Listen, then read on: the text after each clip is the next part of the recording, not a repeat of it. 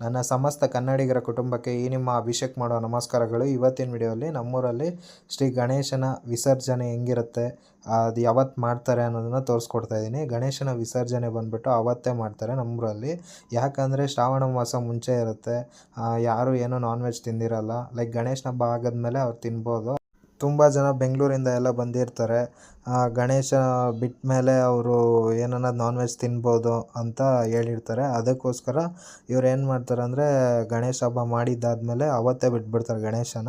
ನೀವು ನೋಡ್ಬೋದು, ಮನೇಲಿ ಕೂರಿಸಿರೋ ಗಣೇಶ ಎಲ್ಲ ಎತ್ಕೊಂಬಂದು ದೊಡ್ಡ ಗಣೇಶ ಹತ್ರ ಇಟ್ಟಿರ್ತಾರೆ ಟೆಂಪಲ್ ಹತ್ರ.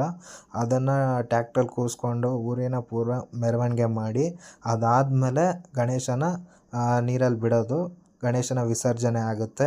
ಅದನ್ನು ನೀವು ವಿಡಿಯೋಲಿ ತೋರಿಸ್ಕೊಡ್ತಾ ಇದ್ದೀನಿ ಹೆಂಗಿರುತ್ತೆ ಡೆಕೋರೇಷನ್ನು ಅಂತ. ನೀವು ನೋಡ್ಬೋದು, ಗಣೇಶನ ಪ್ರತಿಮೆಯನ್ನು ಟ್ಯಾಕ್ಟ್ರಲ್ಲಿ ಇಡ್ತಾ ಇದ್ದಾರೆ. ಇದನ್ನು ಟ್ಯಾಕ್ಟ್ರನ್ನೆಲ್ಲ ಇಡೀ ಊರಲ್ಲಿ ಎಲ್ಲ ಮನೆ ಹತ್ರನೂ ಹೋಗಿ ಪ್ರತಿಯೊಬ್ಬರಿಗೂ ಪೂಜೆ ಮಾಡಿಕೊಡ್ತೀವಿ. ನಾವೇ ಟ್ಯಾಕ್ಟ್ರಲ್ಲಿ ಹೋಗಿ, ನಾನು ನಮ್ಮ ಅಪ್ಪ ಇಬ್ಬರು ಹೋಗಿ ಪ್ರತಿಯೊಬ್ಬರ ಮನೆ ಹತ್ರನೂ ದೇವ್ರಿಗೆ ಪೂಜೆ ಮಾಡಿ ನೋಡ್ಬೋದು ನೀವು. ಇದೆಲ್ಲ ಫುಲ್ ಮಲ್ಲಿಗೆ ಹೂವಿಂದನೇ ಮಾಡಿಸಿದ್ದಾರೆ ಪಲ್ಲಕ್ಕಿ.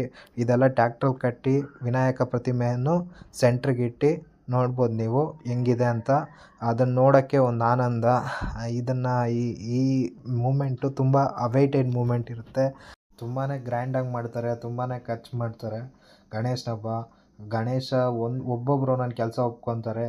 ಲೈಕ್ ಬೆಂಗಳೂರಿಂದ ಎಲ್ಲ ಬಂದು ಊರು ಬಿಟ್ಟು ಬೆಂಗ್ಳೂರಿಗೆ ಹೋಗಿರ್ತಾರೆ ಕೆಲಸಕ್ಕೋಸ್ಕರ, ಅಲ್ಲೇ ಸೆಟ್ಲಾಗಿರ್ತಾರೆ.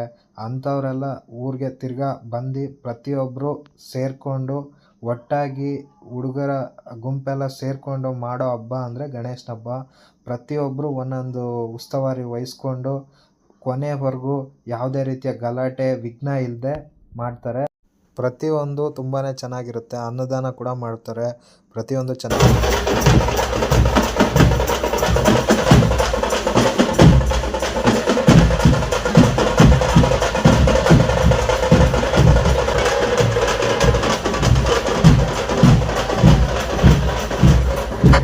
ಇದಾಗಿತ್ತು ಇವತ್ತಿನ video. Please follow and share. Thank you for watching. ಇದೇ ರೀತಿ ಹೆಚ್ಚಿನ ಕಂಟೆಂಟ್ಗಾಗಿ ಕಾಮೆಂಟ್ ಮಾಡಿ ಫ್ರೆಂಡ್ಸ್. Thank you.